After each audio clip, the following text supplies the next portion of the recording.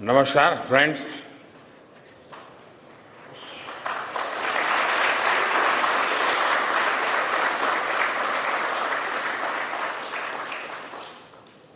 आप सभी के बीच आकर आज एक अलग ही खुशी महसूस कर रहा हूं। शायद ऐसी खुशी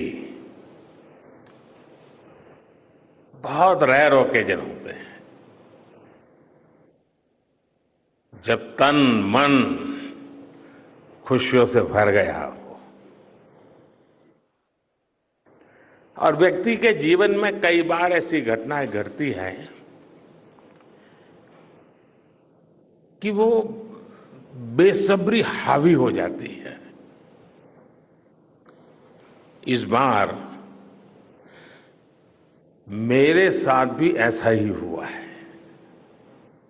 इतनी बेसब्री,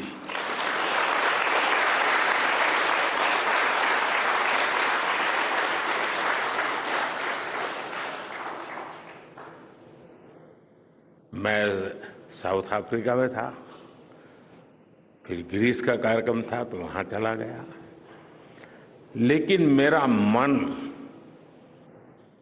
पूरी तरह आपके साथ ही लगा हुआ था।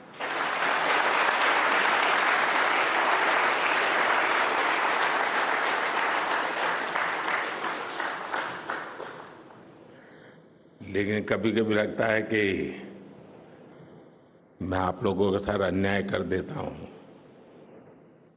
बेसब्री मेरी और मुसीबत आपकी। इतनी सवेरे सवेरे आप सभी को और इतना और टाइम, लेकिन बस मन कर रहा था जाऊं आपको नमन करूं। आपको दिक्कत हुई होगी, लेकिन मैं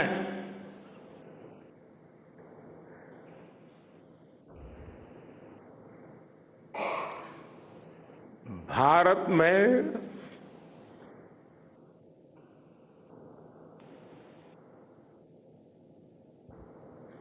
आते ही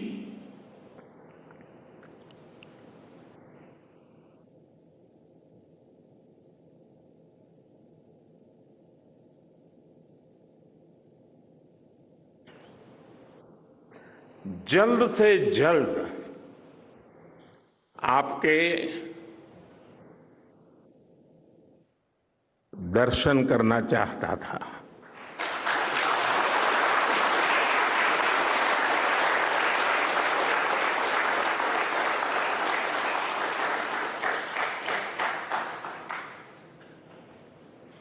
आप सबको सैल्यूट करना चाहता था।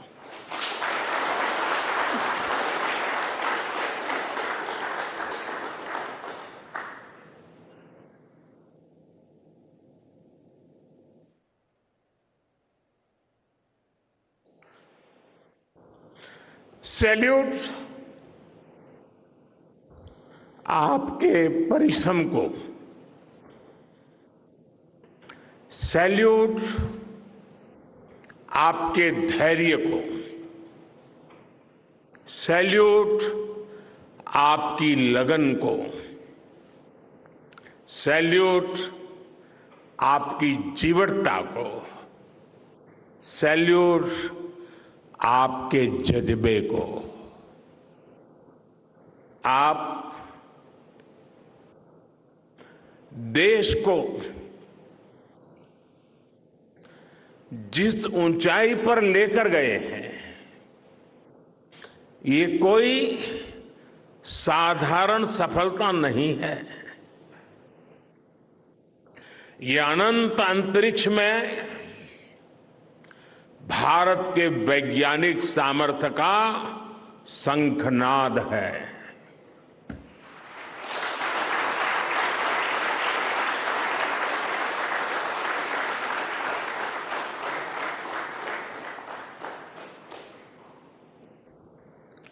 India India is on the moon.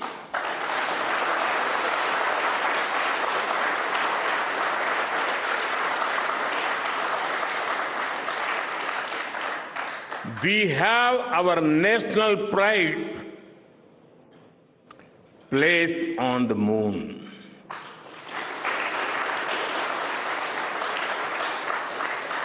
हम वहां पहुंचे जहां कोई नहीं पहुंचा था. हमने वो किया जो पहले कभी किसी ने नहीं किया था. ये आज का भारत है, निर्भीक भारत, जुझारू भारत.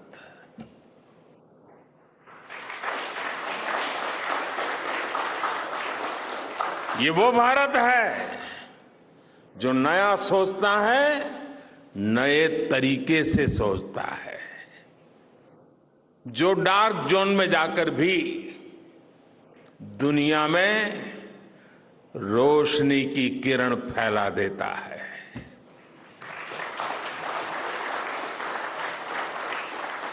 21वीं सदी में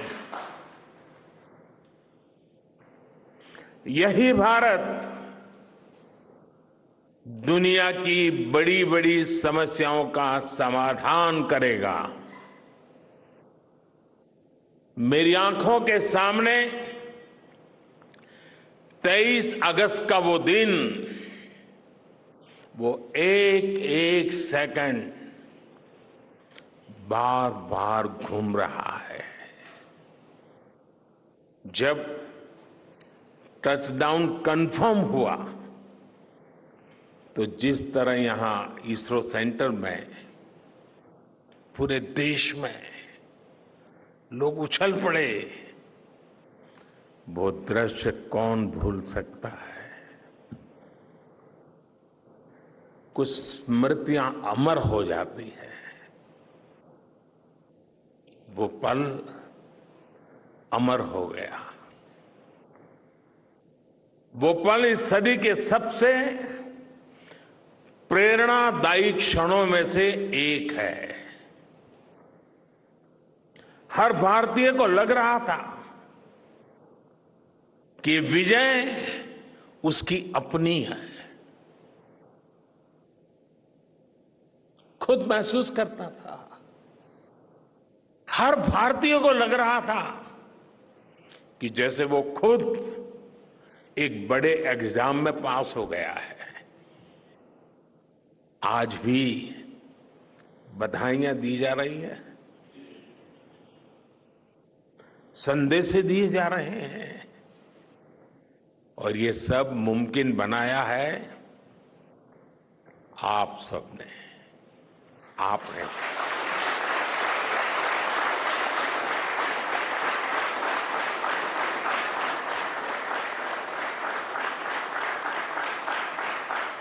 देश के मेरे वैज्ञानिकों ने ये मुमकिन बनाया है. मैं आप सबका जितना गुणगान करूं वो कम है. मैं आपकी जितनी सराहना करूं वो कम है. साथियों, मैंने वो फोटो देखी जिसमें हमारे मून लैंडर ने अंगद की तरह चंद्रमा पर मजबूती से अपना पैर जमाया हुआ है.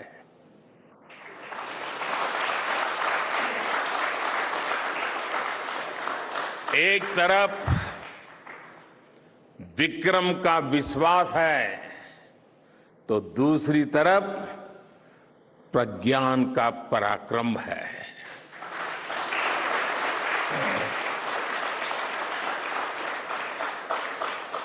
हमारा प्रज्ञान लगातार चंद्रमा पर अपने पद चिन्ह छोड़ रहा है. अलग अलग कैमरों से ली गई जो तस्वीरें अभी रिलीज हुई और मुझे देखने का सौभाग्य मिला, वो अद्भुत है। मानव सभ्यता में पहली बार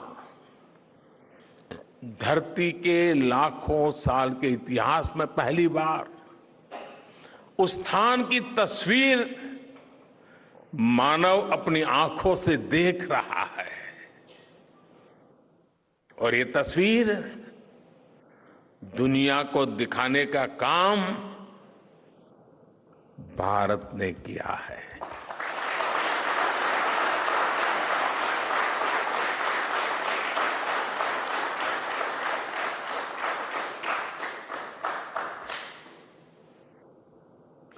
आप सभी वैज्ञानिकों ने किया है।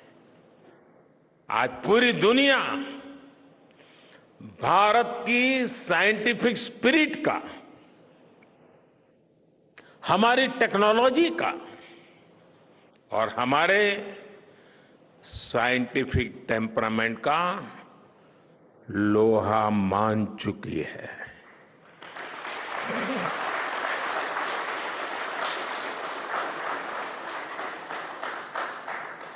चंद्रयान महाअभियान सिर्फ भारत की नहीं, बल्कि पूरी मानवता की सफलता है।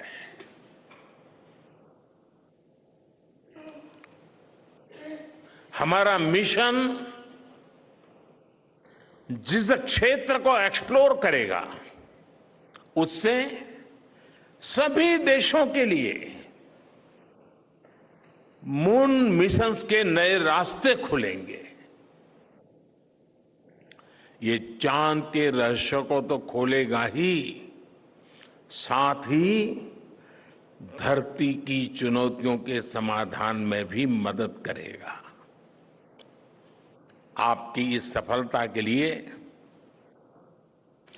मैं एक बार फिर सभी वैज्ञानिकों को,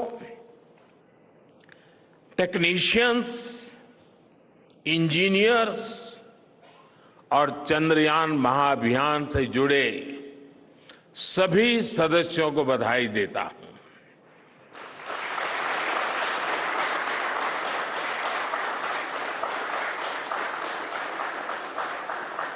मेरे परिवारजनों,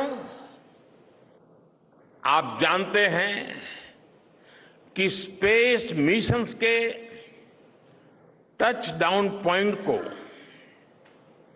एक नाम दिए जाने की वैज्ञानिक परंपरा है।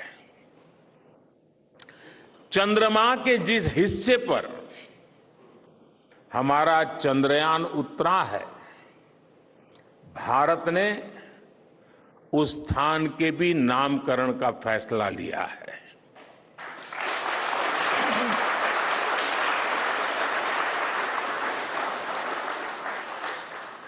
जिस स्थान पर चंद्रयान 3 का मून लैंडर उतरा है, अब उस पॉइंट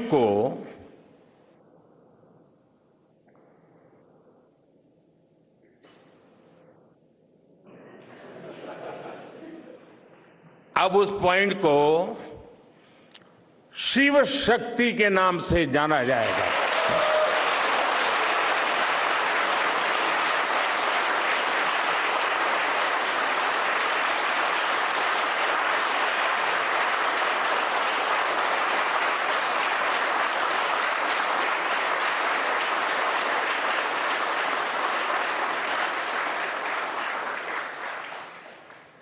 शिव में मानवता के कल्याण का संकल्प समाहित है और शक्ति से हमें उन संकल्पों को पूरा करने का सामर्थ्य मिलता है। चंद्रमा का शिव शक्ति पॉइंट हिमालय से कन्याकुमारी से जुड़े होने का बोध कराता है।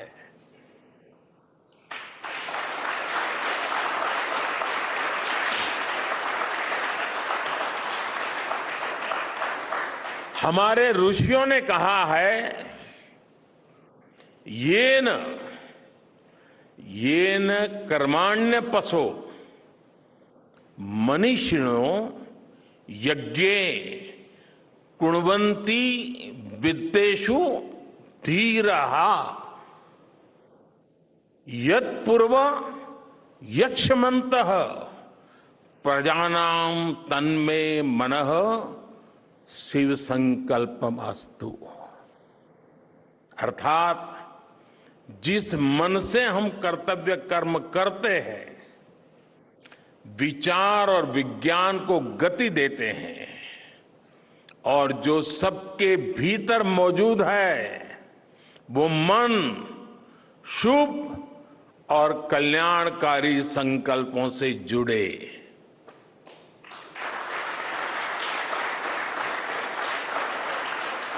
मन के इन शुभ संकल्पों को पूरा करने के लिए शक्ति का आशीर्वाद अनिवार्य है और ये शक्ति हमारी नारी शक्ति है।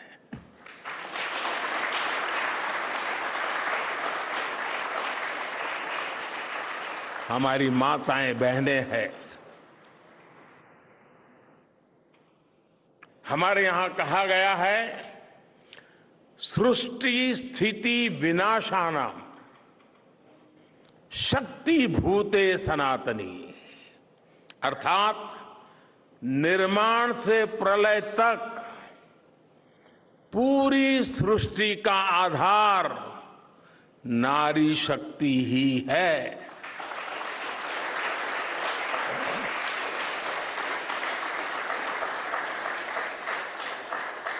आप सबने देखा है, चंद्रयान 3 में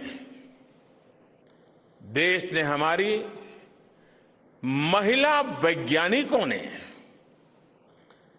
देश की नारी शक्ति ने कितनी बड़ी भूमिका निभाई है।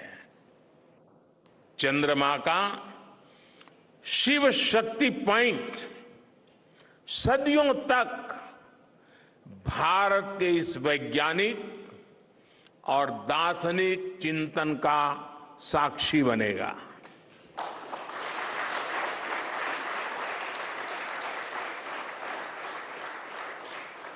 ये शिव शक्ति पॉइंट आने वाली पीढ़ियों को प्रेरणा देगा कि हमें विज्ञान का उपयोग मानवता के कल्याण के लिए ही करना है। मानवता का कल्याण, यही हमारा सुप्रीम कमिटमेंट है। साथियों, एक और नामकरण काफी समय से लंबित है। 4 साल पहले जब चंद्रयान 2 चंद्रमा के पास तक पहुंचा था, जहां उसके पदचिन्ह पड़े थे, तब ये प्रस्ताव था कि उस स्थान का नाम तय किया जाए। लेकिन उन परिस्थितियों में निर्णय लेने के स्थान पर हमने प्रण लिया कि जब चंद्रयान 3 सफलतापूर्वक चांद पर पहुंचेगा, तब हम दोनों पॉइंट का नाम एक साथ रखेंगे।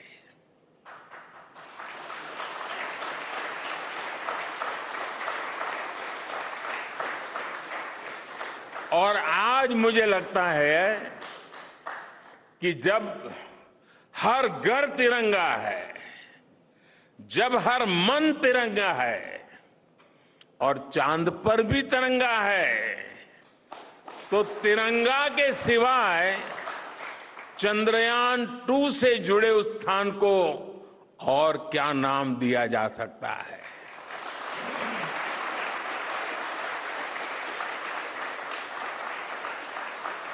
इसलिए चंद्रमा के जिस स्थान पर चंद्रयान 2 ने अपने पदचिन्ह छोड़े हैं, वो पॉइंट अब तिरंगा कहलाएगा।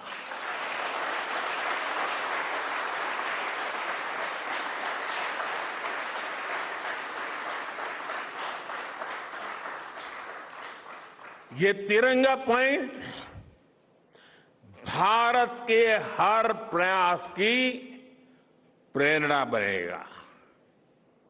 ये तिरंगा पॉइंट हमें सीख देगा कि कोई भी विफलता आखिरी नहीं होती। अगर दृढ़ इच्छा शक्ति हो तो सफलता मिलकर के ही रहती है। यानी मैं फिर दोहरा रहा हूं, चंद्रयान-2 के पद चिन्ह जहां है वो स्थान आज से तिरंगा पॉइंट कहलाएगा। और जहां पर चंद्रयान-3 का मून लैंडर पहुंचा है वो स्थान आज से शिव शक्ति पॉइंट कहलाएगा।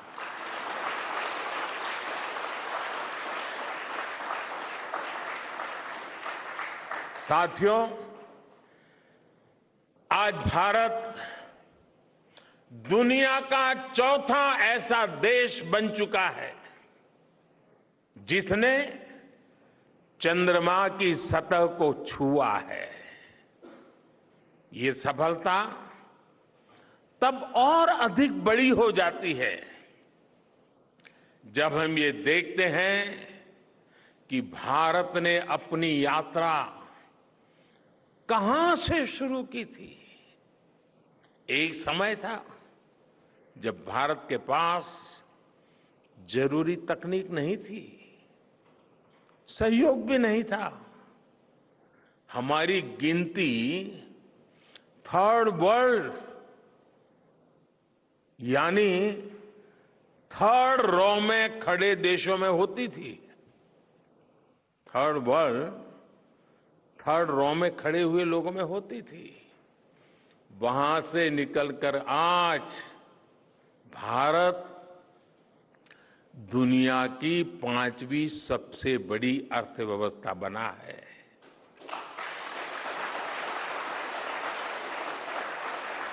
आज ट्रेड से लेकर टेक्नोलॉजी तक भारत की गिनती पहली पंक्ति यानी फर्स्ट रो में खड़े देशों में हो रही है।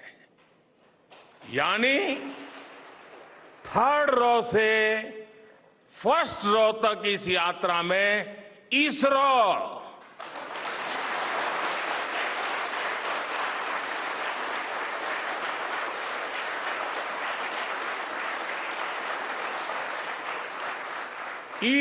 जैसी संस्थानों की बहुत बड़ी भूमिका रही है।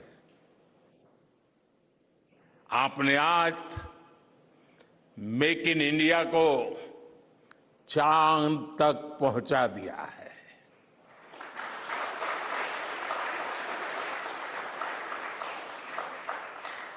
मेरे परिवारजनों, मैं आज आपके बीच आकर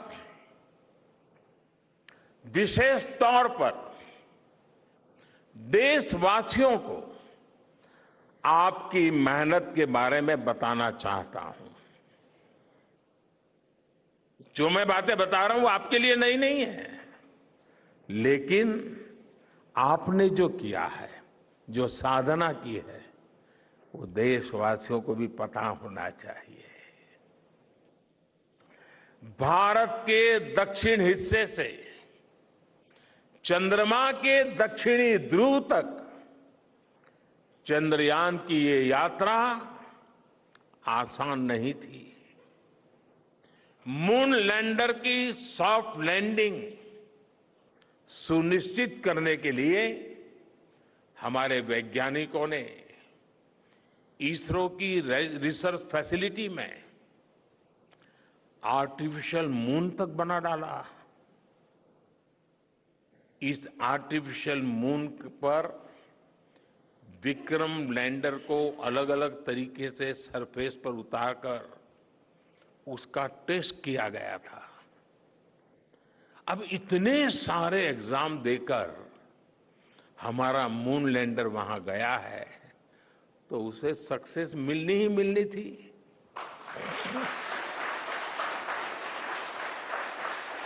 साथियों, आज जब मैं देखता हूं कि भारत की युवा पीढ़ी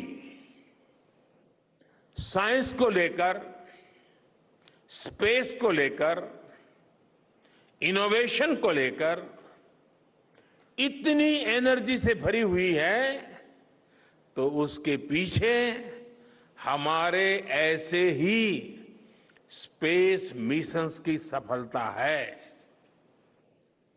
मंगलयान की सफलता ने, चंद्रयान की सफलता ने, गगनयान की तैयारी ने देश की युवा पीढ़ी को एक नया मिजाज दे दिया है।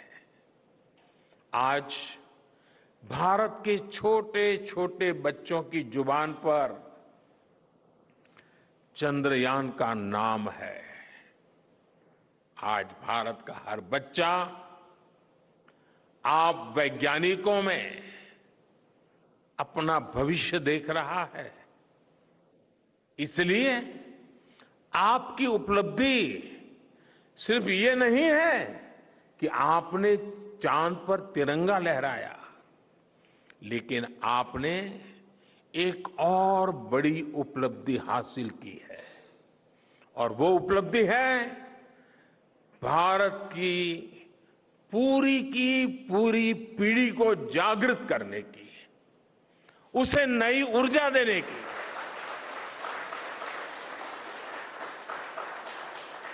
आपने एक पूरी पीढ़ी पर अपनी इस सफलता की गहरी छाप छोड़ी है। आज से कोई भी बच्चा रात में जब चंद्रमा को देखेगा तो उसको विश्वास होगा कि जिस हौसले से मेरा देश चांद पर पहुंचा है, वही हौसला, वही जज्बा उस बच्चे के भीतर भी है, उस युवा के भीतर भी है।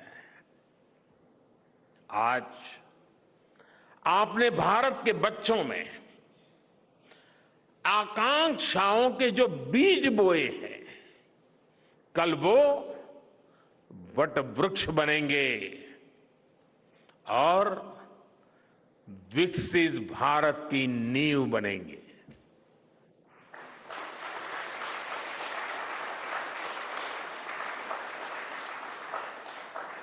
हमारी युवा पीढ़ी को निरंतर प्रेरणा मिलती रहे, इसके लिए एक और निर्णय लिया गया है। 23 अगस्त को जब भारत ने चंद्रमा पर तिरंगा फहराया, उस दिन को अब हिंदुस्तान नेशनल स्पेस डे के रूप में मनाया जाएगा।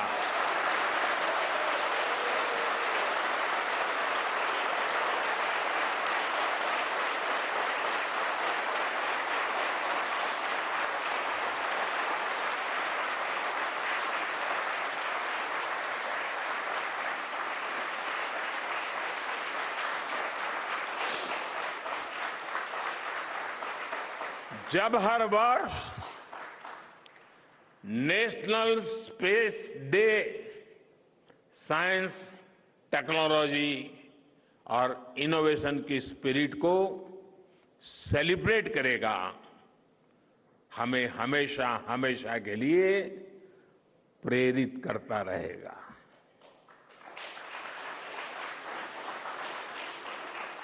मेरे परिवारजनों, आप भी जानते हैं कि स्पेस सेक्टर का जो सामर्थ्य है वो सैटेलाइट लॉन्च करने या अंतरिक्ष की खोज से कहीं ज्यादा बड़ा है।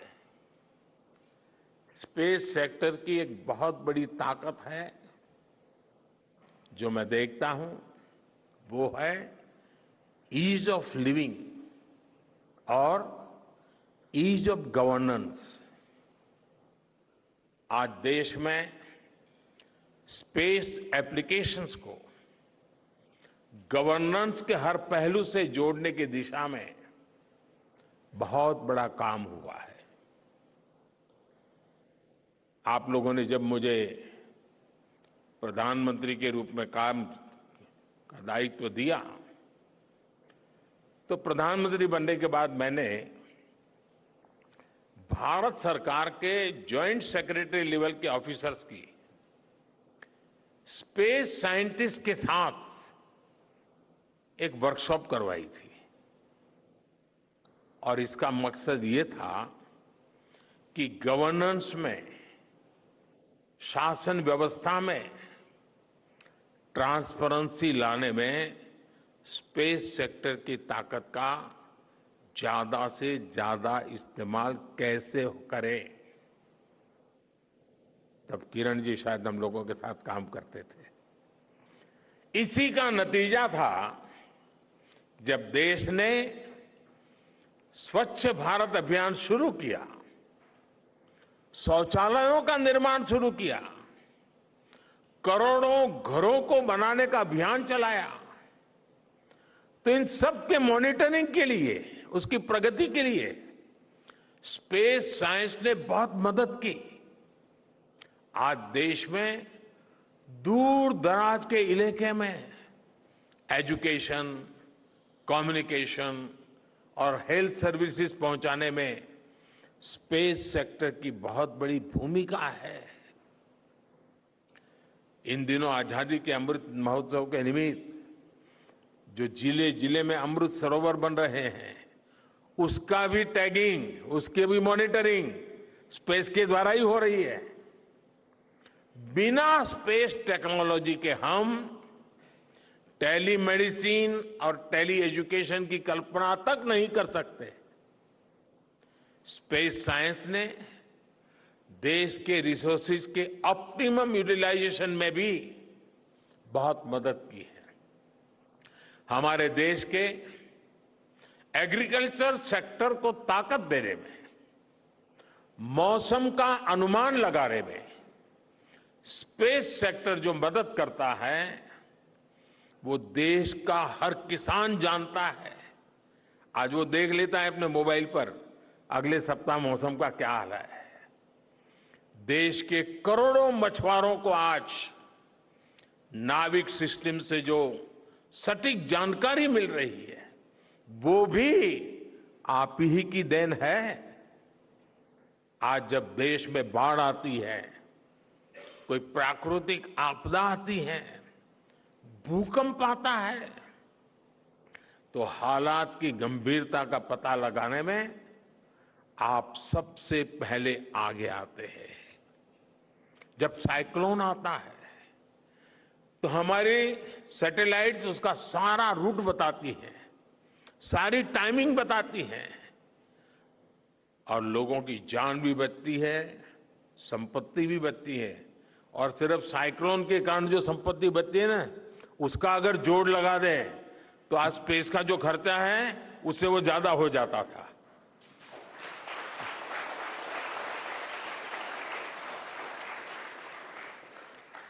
हमारे PM Gatishakti national master plan का आधार भी स्पेस टेक्नोलॉजी ही है। और आज दुनिया भारत के इस गतिशक्ति प्लेटफॉर्म का अध्ययन कर रही है कि प्लानिंग और मैनेजमेंट में ये प्लेटफॉर्म कितना उपयोगी हो सकता है। इससे प्रोजेक्ट्स की प्लानिंग, एजुकेशन और मॉनिटरिंग में काफी मदद मिल रही है। समय के साथ बढ़ता हुआ स्पेस एप्लीकेशन का ये दायरा हमारे युवाओं के लिए अपॉर्चुनिटीज भी बढ़ा रहा है, अवसर बढ़ा रहा है। और इसलिए आज मैं एक सुझाव भी देना चाहता हूं और मैं चाहूंगा कि आपके यहां से जो रिटायर्ड लोग हैं वे इसमें काफी मदद कर सकते हैं। अब ये मत बोलिएगा कि इतनी सुबह सुबह मोदी जी यहां आए और कुछ काम भी दे करके जा रहे हैं। साथियों, मैं चाहूंगा कि इसरो केंद्र सरकार के विभिन्न मंत्रालय और राज्य सरकारें मिलकर गवर्नेंस में स्पेस टेक्नोलॉजी पर एक नेशनल हैकाथॉन का आयोजन करें। इस हैकाथॉन में ज्यादा से ज्यादा युवा, ज्यादा से ज्यादा यूनिवर्सिटी, ज्यादा से ज्यादा नौजवान वो शामिल हो, जुड़े। मुझे विश्वास है ये नेशनल हैकाथॉन हमारी गवर्नेंस को और प्रभावी बनाएगा, देशवासियों को मॉडर्न सॉल्यूशंस देगा। और साथियों, आपके अलावा मैं अपनी युवा पीढ़ी को एक और टास्क अलग से देना चाहता हूं। और होमवर्क के दिए बिना बच्चों को काम करने का मजा नहीं आता है। आप सब जानते हैं कि भारत वो देश है जिसने हजारों वर्ष पूर्व ही धरती के बाहर अनंत अंतरिक्ष में देखना शुरू कर दिया था। हमारे यहां सदियों पहले अनुसंधान परंपरा के आर्यभट्ट, ब्रह्मगुप्त, वराहमिहिर और भास्कराचार्य जैसे ऋषि मनीषी हुए थे।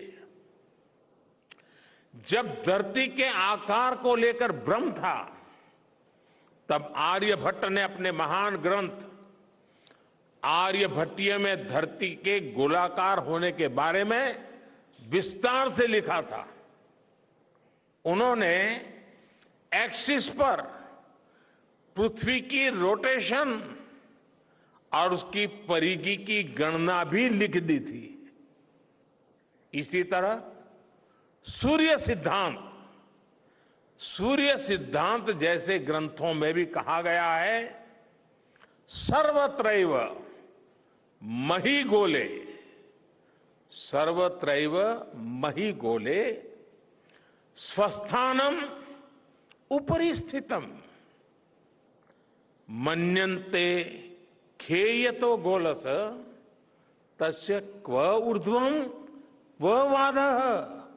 अर्थात पृथ्वी पर कुछ लोग अपनी जगह को सबसे ऊपर मानते हैं, लेकिन ये गोलाकार पृथ्वी तो आकाश में स्थित है। उसमें ऊपर और नीचे क्या हो सकता है, ये उस समय लिखा गया था। ये तो मैंने सिर्फ एक श्लोक बताया है। ऐसी अनगिनत रचनाएं हमारे पूर्वजों ने लिखी हुई है। सूर्य, चंद्रमा और पृथ्वी के एक दूसरे के बीच में आने से ग्रहण की जानकारी हमारे कितने ही ग्रंथों में लिखी हुई पाई जाती है। पृथ्वी के अलावा अन्य ग्रहों के आकार की गणनाएं, उनके मूवमेंट से जुड़ी जानकारी भी हमारे प्राचीन ग्रंथों में मिलती है। हमने ग्रहों और उपग्रहों की गति को लेकर इतना सूक्ष्म गणनाएं करने की वो काबिलियत हासिल की थी कि हमारे यहां सैकड़ों वर्ष आगे के पंचांग यानी कैलेंडर्स बनाए जाते थे।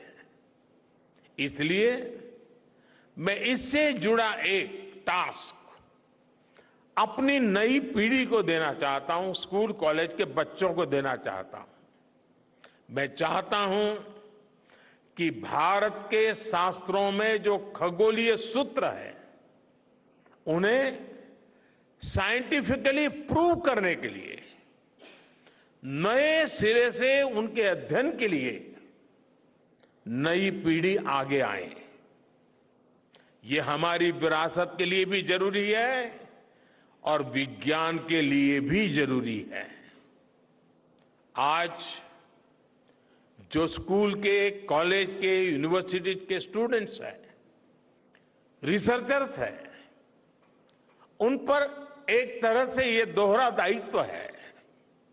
भारत के पास विज्ञान के ज्ञान का जो खजाना है वो गुलामी के लंबे कालखंड में दब गया है, छिप गया है।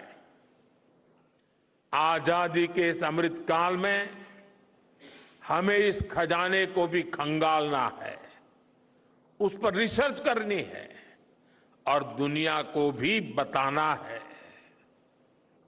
दूसरा दायित्व ये कि हमारी युवा पीढ़ी को आज के आधुनिक विज्ञान, आधुनिक टेक्नोलॉजी को नए आयाम देने हैं। समंदर की गहराइयों से लेकर आसमान की ऊंचाई तक, आसमान की ऊंचाई से लेकर अंतरिक्ष की गहराई तक आपके लिए करने के लिए बहुत कुछ है। आप डीप अर्थ को भी देखिए और साथ ही डीप सी को भी एक्सप्लोर करिए। आप नेक्स्ट जनरेशन कंप्यूटर बनाइए और साथ ही जेनेटिक इंजीनियरिंग में भी अपना सिक्का जमाइए। भारत में आपके लिए नई संभावनाओं के द्वार लगातार खुल रहे हैं।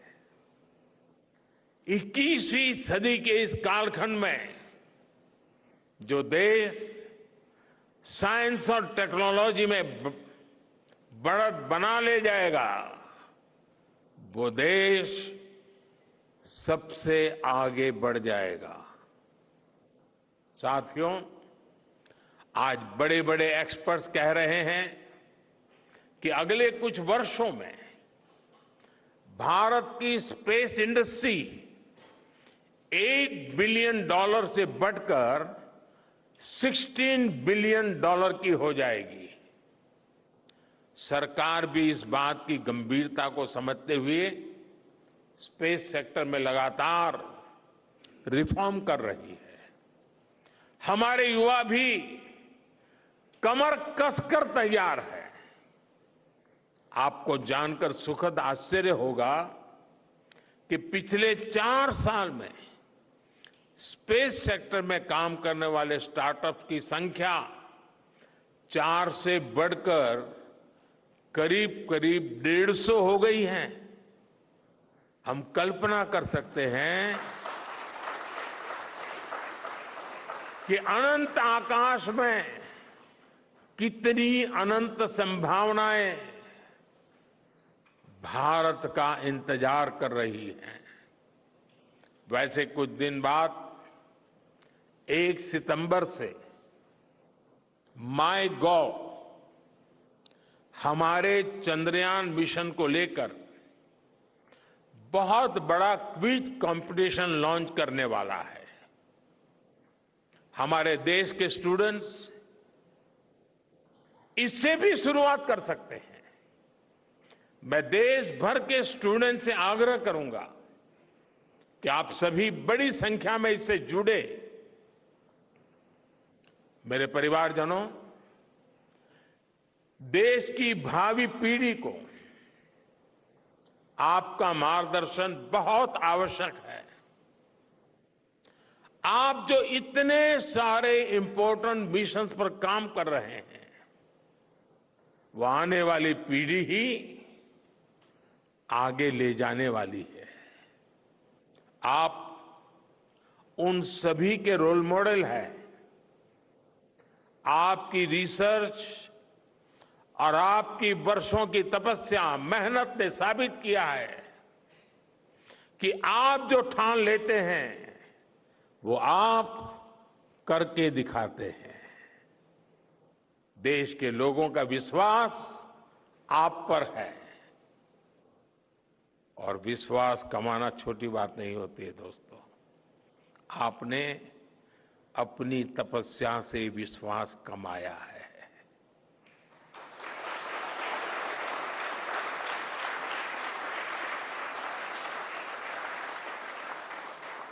देश के लोगों का आशीर्वाद आप पर है। इसी आशीर्वाद की ताकत से, देश के प्रति इसी समर्पण भाव से भारत साइंस एंड टेक्नोलॉजी में ग्लोबल लीडर बनेगा। और मैं आपके बीच बड़े विश्वास के साथ बताता हूं, इनोवेशन की हमारी यही स्पिरिट ही 2047 में विकसित भारत के सपने को साकार करेगी। इसी विश्वास के साथ मैं फिर एक बार आप सबके दर्शन करके पावन हुआ हूं। देशवासी गौरव से भरे हुए हैं। सपने बहुत तेजी से संकल्प बन रहे हैं और आपका परिश्रम उन संकल्प को सिद्धि के तक ले जाने के लिए बहुत बड़ी प्रेरणा बन रहा है। आपको जितनी बधाई दूं कम है, जितना अभिनंदन करूं कम है। मेरी तरफ से करोड़ों करोड़ों देशवासियों की तरफ से, दुनिया भर की साइंटिफिक कम्युनिटी की तरफ से अनेक अनेक धन्यवाद, बहुत बहुत शुभकामनाएं। भारत माता की, भारत माता की, भारत माता की। धन्यवाद।